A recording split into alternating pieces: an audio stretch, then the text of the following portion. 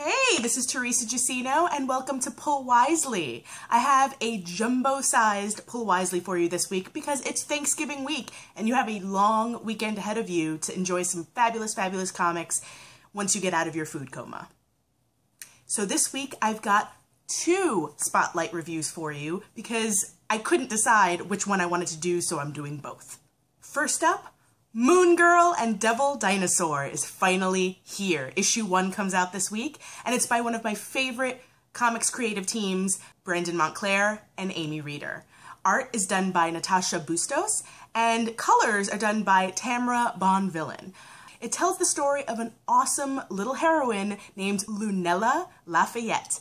She is fabulous, and all of us geeks will be able to relate to her because she is the smartest girl in the room, and she knows it. She loves science, and her science class has nothing left to teach her. Her school has nothing left to teach her. She's trying to build things to detect Kree and, and design things that are way beyond her grade level. So she's trying to go to a special school. Nobody gets her. Nobody understands her.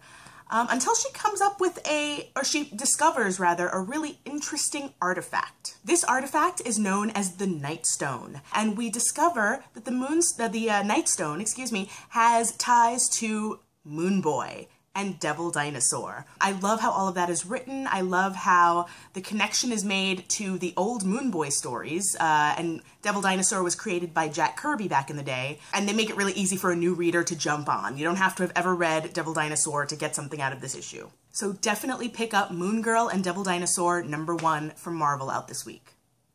The other title I am so excited about this week is Archie #4. And I'm excited, one, because Archie has been doing an amazing job of revamping and revitalizing these characters for the current generation. Fiona Staples has been doing a great job, but with issue 4, we're getting a new artist on board. One of our favorites, Annie Wu, who is doing the art, and Mark Waid is still doing the writing on the title. And both of them are a great team. This issue is focused primarily on Archie telling us the story of #lipstick incident, or what happened between him and Betty to make them break up, which is where the storyline currently is right now in the new Archie title. And apparently, he and Betty were doing great until some other girls befriended Betty and started telling her things like, maybe you should wear makeup. Maybe you should wear a dress. Maybe you should girlify your appearance rather than being a gearhead like you want to and wearing sweats like you always do, even though that's what Archie's always liked to begin with. Maybe you should change your appearance because then Archie will like you even more and you'll actually be dating, even though they totally were already dating. Long story short, Archie's not entirely sure of this change that Betty goes through, and I love the complex analysis of that. It's not just black or white in this comic. There is definitely 2 sides to this story. You see Archie's point of view, you see Betty's point of view, and they're both right and they're both wrong.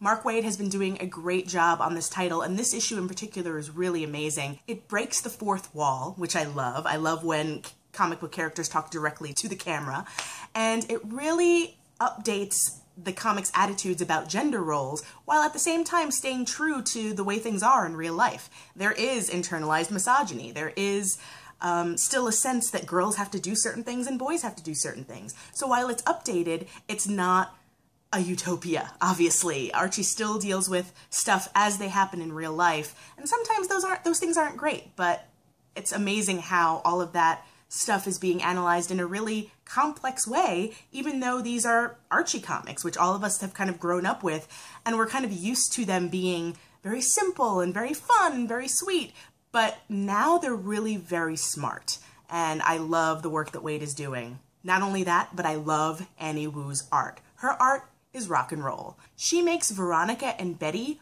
real people through her art alone. On top of Mark Waid's great writing, she makes them real. When you look at Betty's face as Annie Wu draws her, she's smart, she's not naive. You look at Veronica's face, she's not hardcore, bitchy, rich girl. She is a nice, decent person who just happens to like Archie. Neither one of them can be reduced to a stereotype, and it's largely in part thanks to Annie Wu's artwork. So that's it. I've given you 2 great choices for comics this week. If you want more choices, definitely look down in the post below and check out our top 5 for the week. And as always, reach out to us on social media using the hashtag #PullWisely. Till next week, see you at the comic shop.